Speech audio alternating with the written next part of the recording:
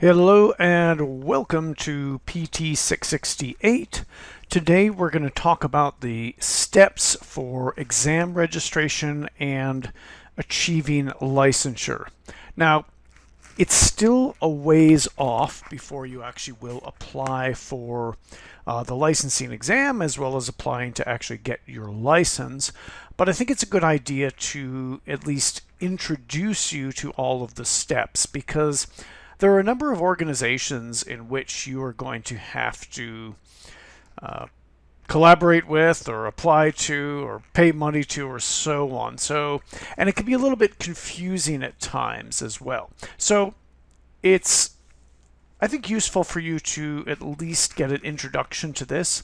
In the summertime, next summer, Dr. Moore will actually provide you with the same information I have provided you as well, just as a review to help you with the final steps as you apply to take the exam, you apply to get licensed, and ultimately do get licensed. Now, in this week's folder, you'll also find a Word document which has all of the same information as on the PowerPoint. It's just presented in a different format. So you may find that that's kind of a nice little cheat sheet. Some of you I know like to take notes on the PowerPoint. You may actually want to take notes on the Word document, whatever's best for you. So I presented the same information in two ways. So you may see something with the same title. It has one is in a Word document and one here is the PowerPoint. I've also included a sample Breeze application, and you'll see very soon what the Breeze application is. I was provided this by staff at the Physical Therapy Board of California. I think it actually has it for PTAs, the example they gave, but it's essentially the same. Just so you understand and you're familiar with what the fields look like as you go through and apply online. So all of this will make much more sense in the next few minutes, or maybe certainly by the time you're finished with this presentation. Okay, so let's get started on the steps for exam registration and achieving licensure. All right, so the first thing you want to do is apply for a California PT license. And actually, before I continue on, there's a number of things you'll need to apply for. The sequence isn't all that important, but I've just listed this first. And so the first thing you'll need to do is create a Breeze account. And so you're going to go to the Physical Therapy Board of California, their website, and create a Breeze account. And I'm going to open that up here. See if it will do that for me. It doesn't seem to want to do that. Oh, there we go. I'll open that up so you can see. Now I've got it open up twice. And this is what the Physical Therapy Board of California website looks like. If it's not quite obvious, so Breeze is actually the application and license managing software or platform for all of the entities, all of the organizations that are managed by the Department of Consumer Affairs, one of which is the Physical Therapy Board of California. But it's a way for you to go online, register for your exam. You can also, register for your license, I apologize. When it's time for you to renew your license, you can go on and renew it through Breeze. If you move and you need to change your address, you do all of that stuff through Breeze. Now, it's not obvious where Breeze is, and you actually need to scroll down a little bit here, and then you can actually see Breeze, and you're going to click on that. And you're going to say, and it shows all of the different boards that are served by Breeze, including the Physical Therapy Board of California. We're somewhere, hey, there we are right in the middle. And then you're going to continue to Breeze, click at the bottom. And then, of course, because you'll be new, you're going to click register. I'm not going to go through all the steps here, but that's what it should look like. So you'll register with Breeze. So I'm going to close these out, and we'll go back to the PowerPoint. All right, so that's the first thing you do. You're going to create an account. And again, this is something you're going to keep through the life of your career unless the Department of Consumer Affairs chooses to use a different platform. But as I said, it's not just about applying to get your license. It's about renewals. It's about change of address notification, things like that. All right, so then once you're you've created your Breeze account, and that'll be set, and you can just keep that for later. You want to follow the instructions on the PT Board of California's webpage on how to apply. And so we'll click on this as well. And so we'll go right up there. Hopefully it's going to open. Good. And actually, to help you find that, I'm going to go back. If we go to the home page again, and I'm going to do that, it'll be a little bit easier. If you go to Applicants, you hover over that, and then you come down here to how to apply. So that's how I got there, or you can go directly from the PowerPoint. And then, all right, physical therapy, and you're a graduate of a CAPTE accredited PT program. That's you. So great. We'll click on that. And then you're going to apply by examination, not by endorsement. So you don't have a license in another jurisdiction, meaning another state. So we're going to apply by examination. And now this is going to bring up a roadmap. Now this is also included in this week's folder, so you can reference that as well. So you don't even need to go on the website to get that. But if for some reason you lose your documents from this class, you can always go online to the Physical Therapy Board of California website and pick up the applicant process roadmap. So you're going to applicants, how to apply, physical therapy, you're graduated from an accredited program, and then you're applying via examination. And I'm not going to go through all the steps because we're going to talk about those as well, but this just presents it for you. And it has each number here. It kind of starts top right to left. I actually find it a little bit confusing in some respects, but overall it's fairly helpful.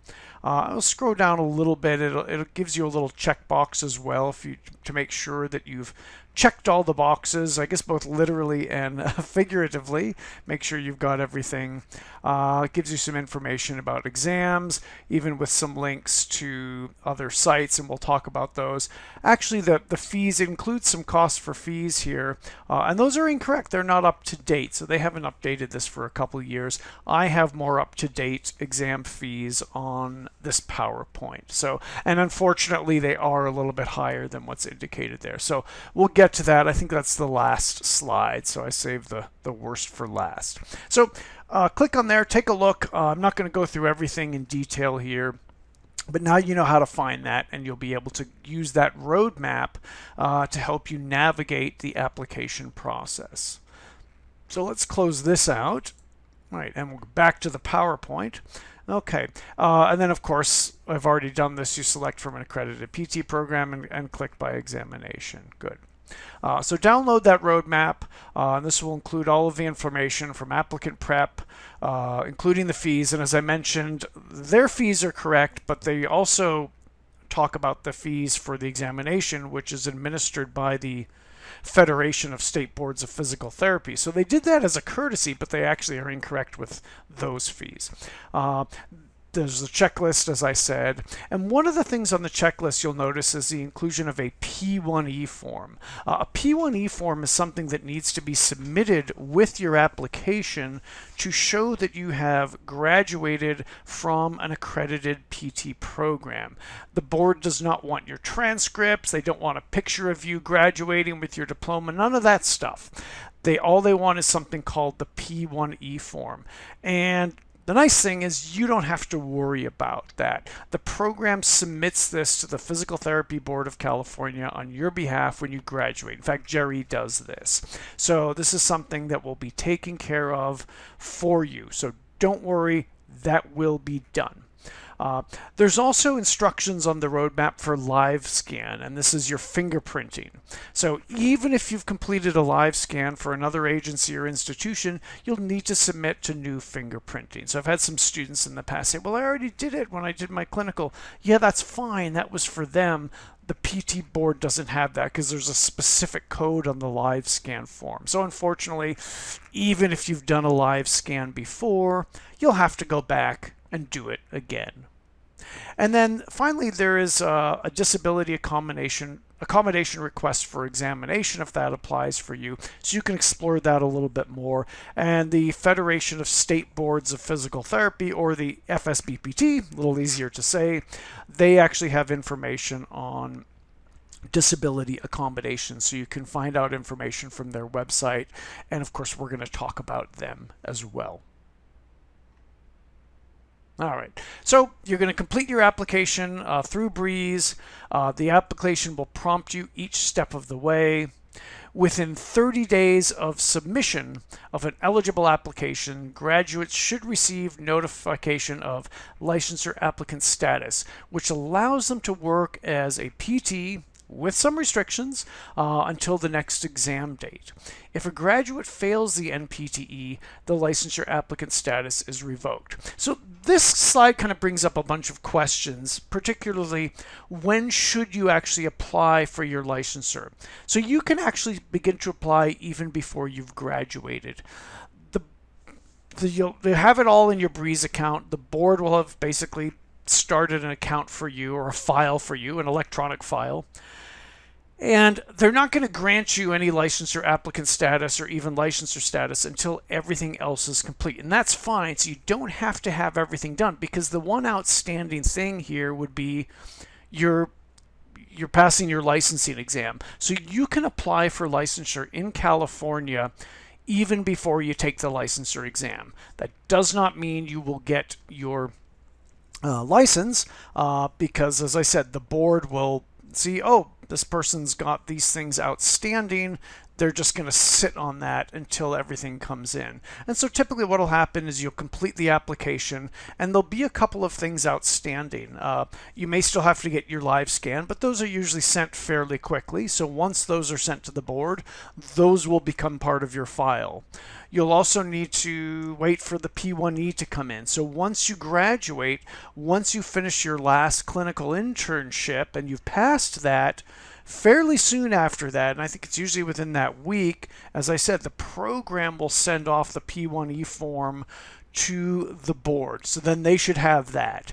And then the final thing will be they don't have your exam scores yet because you haven't yet taken the licensing exam. However, once all of those things are in place, other than the licensing exam, you may be given this licensure applicant status. And I believe we've talked about that to some degree when we talked about laws and regulations and some of the restrictions placed upon the licensure applicant. I'm not going to get too much into those. I would encourage you to review your laws and regulations if you become a licensure applicant. You don't have to. You can choose not to and just wait till you pass the exam and then become fully licensed and not go through the applicant status process. But that's basically how that works. So don't worry too much about necessarily, oh, do I have to apply for this first or that first? No, when you're in your last clinical rotation, I encourage you to, go in, create that account and start that application process, because it will take some time. You'll need to get some of the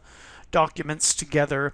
And as I said, that file will be open for you. And then as things come in, on the PTBC side, boxes will be checked. And once every box is checked, except your exam scores, because you haven't taken them yet, then they can grant you that licensure applicant status.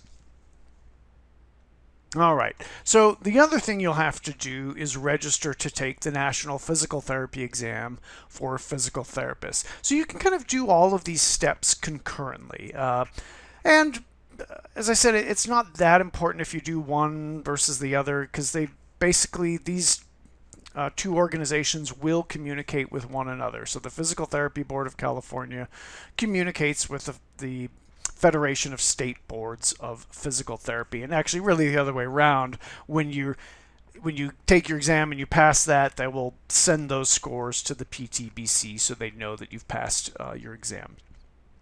All right, so what you'll need to do is visit the FSBPT website, and I'll just click on that right now so you can get a look and see what that website looks like. I find their website a little bit difficult to navigate, but there are some.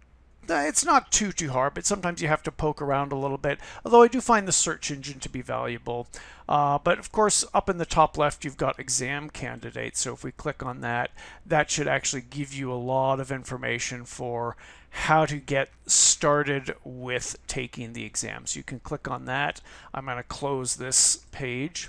You can also find the journey map, so you can click on that. So similar to the journey map that we saw with the PTBC, the Federation also has that. And so the first thing you need to do before you even do all this is enter your school name and then the state you want to practice in and go, and then it will take you step by step along the way. Also, at any time, and this is really useful, download the candidate handbooks. You can click on that, and this is a downloadable, I'm not going to do it here, but this is a downloadable document. But you can also just view by section as well, because sometimes you'll want to go into certain sections. This will really help you along the way. So I would say probably one of the first things you do, even before you start going on your journey map, download that handbook. So I'm going to close out these pages and we'll go back to the PowerPoint. And as I said, download the handbook there. Great. And then review fees and exam dates. So we're going to take a look at those as well. All right. So once you've looked at everything and you realize all of the information that you need to take the exam, you want to register for the exam through your FSBPT dashboard. Well, what is that? So what will happen is once you're close to graduation, the program will create a profile in the Federation of State Boards of Physical Therapy I've got a kind of redundancy here on this. Sorry. They'll create a profile. They'll create a profile for you in the FSBPT, and what will happen is basically it's just going to be your name, and it should be your legal name as it would appear on your license or maybe on your transcripts. And then we'll also include your university email. And so what will happen is once that profile has been created and the graduating class has been validated, and again, this is something I believe Jerry does toward the end of your last clinical internship. Once that happens, then the FSBPT will automatically generate an email to you. And so you'll be then asked to click on that your profile and update it. And this includes any corrections to your name, so make sure it's going to be exactly as it appears on any sort of legal document and how you're going to be even applying to the physical therapy board. You can also then create your own password. I think it'll give you a default password, but you'll need to complete that profile in order to access exams and services. So every year, get some students say, oh, I can't log in. It's like, well, did you create your profile or update it? Oh, no, I did. Okay, you need to go back, look for an FSBPT email that will have sent you one. If for some reason you don't see it, maybe it went to spam, you can't find it, I do encourage you to give them a call. We can't help you on our end. We can only create the profile. So if you're really struggling with anything with them, give them a call. And I will say, they're actually one of the more responsive organizations. Every time I've called with an issue, they've been very, very helpful and even walked me through, as an educator and setting all of this stuff up. So I've been very encouraged by that. Do keep in mind they are in Alexandria, Virginia, so they're 3 hours ahead. So, if you're going to call them at 4 in the afternoon, they're probably going to be closed on the East Coast. So running into issues, give them a call. But for the most part, look out for that email as you near the end of your clinical internship. All right. As I mentioned, the program will validate your graduation. You'll receive that email, and once your graduation is validated, you'll be able to register for the NPTE. And then you'll just go through that journey map through all of those steps. Okay, and so you'll complete the online registration by the posted deadline to sit for your preferred exam date. And we're actually going to look at some exam dates coming up. The schedule is included below, and you can look at that exam. There's a link. I'm not going to go into that because I actually have a slide which shows all of the exam dates. So let's take a look at that. Well, actually, it's coming up a little bit later, sorry. But once you've submitted you've chosen your exam date, and I think for most of you it'll probably be in October of the year you graduate, because by the time you finish the program, I think you'll have missed the July test date. There's only 4 test dates a year, so October will be the next one, and we'll take a look at that in the coming slides. But once you've submitted the application with the fees, you'll be issued an authorization to test letter, or ATT, via email. There'll be a unique test code that will allow you to schedule your exam. That ATT can also be found on your FSBPT dashboard. So once you've created that profile, you can go in and find any of that information. Then you'll need to go to the Prometric Test Center, or actually you can visit this website which tells you how to schedule, but you do that through a Prometric Test Center. So here's another organization that you're going to be interacting with. So FSBPT creates the exams, but the exams are actually held at Prometric Test Centers, and they're all over the country. There's a number in the Sacramento area, and you can maybe even find them in other areas if you're not going to be local. So don't worry too much about that. And these are test centers that not just for physical therapy, but for medical exams, or the people who become accountants or dentists or whatever, any sort of licensing exam they administer. And their website will have a whole bunch of information on what you'll need to do, including test security and actually how the exam will run. So you can kind of take a look, click on that link and take a look how to take. Well, let's do that right now. May as well take a look. And so this is the web page that tells you how to make a testing appointment, and it actually has a link to Prometric. I'm not going to click on that. We're going to be going down this rabbit hole of all of these websites, but this tells you all the information that you'll need when scheduling your examination.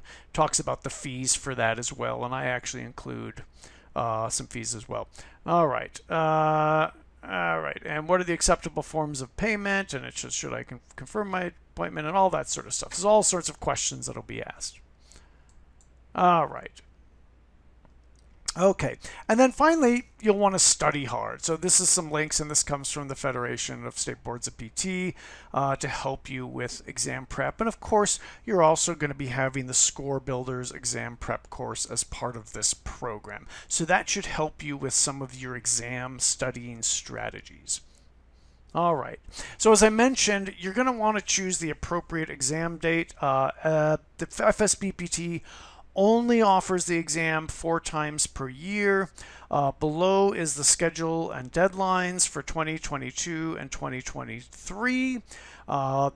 You'll also need to take a California Law and Regulation exam, sometimes referred to as the jurisprudence exam. They're one and the same, so I've noticed it's named different things on different websites, but those are one and the same. There's a link to all of the dates and deadlines, but I've also included them below here.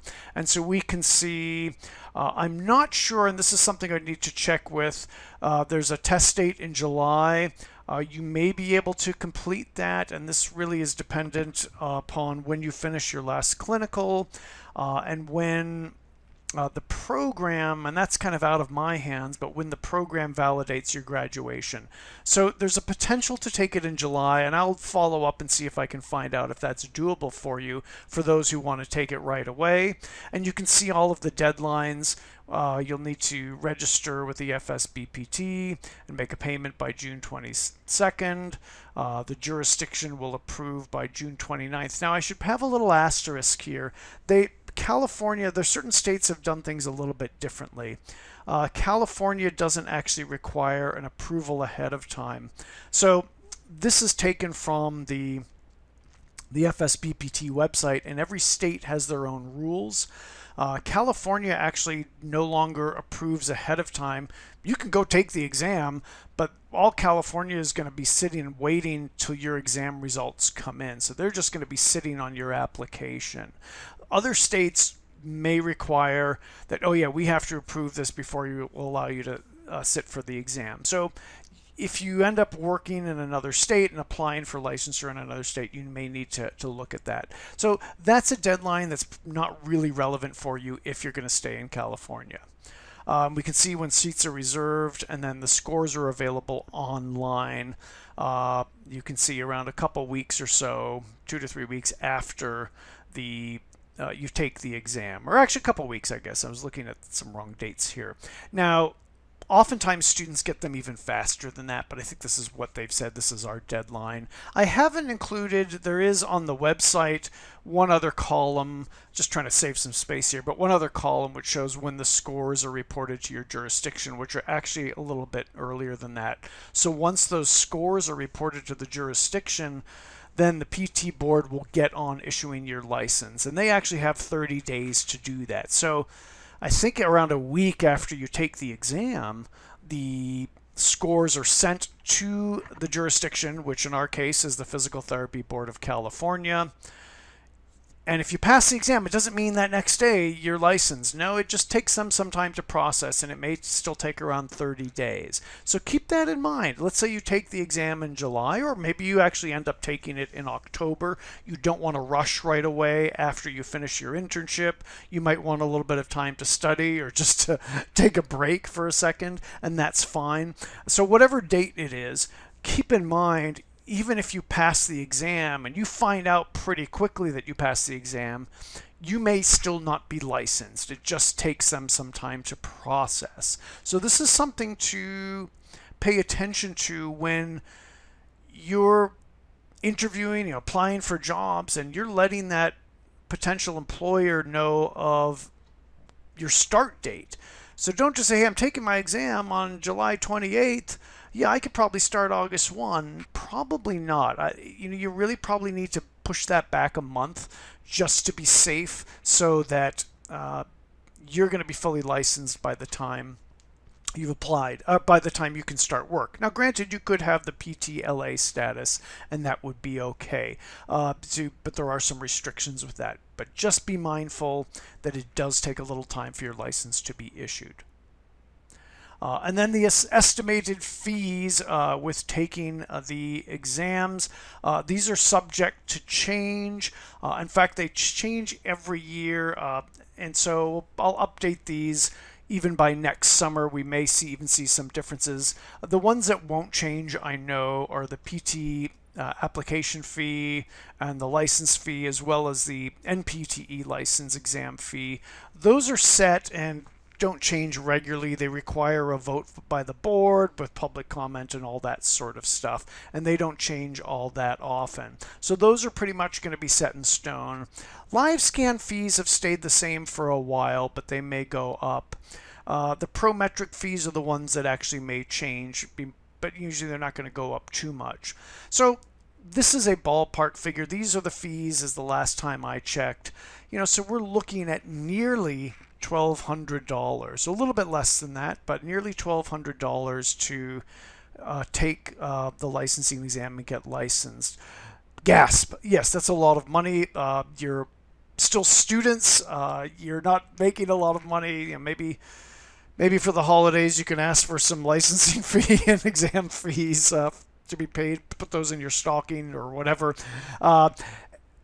Maybe start a swear jar, so you're putting away some money and start swearing a lot, so you save up, whatever it is. But just know that that is going to be a big hit once you graduate. You may, as part of your negotiations with a potential new employer, ask if they will give you a sign-on bonus to help you. Hey, listen, I'm going to be stuck with $1,200 nearly in fees just to get licensed and take the exam and all those steps. Is there a way that you can help me out? And some employers may be able to do that. And maybe it actually is a bonus. Maybe it's just an advance.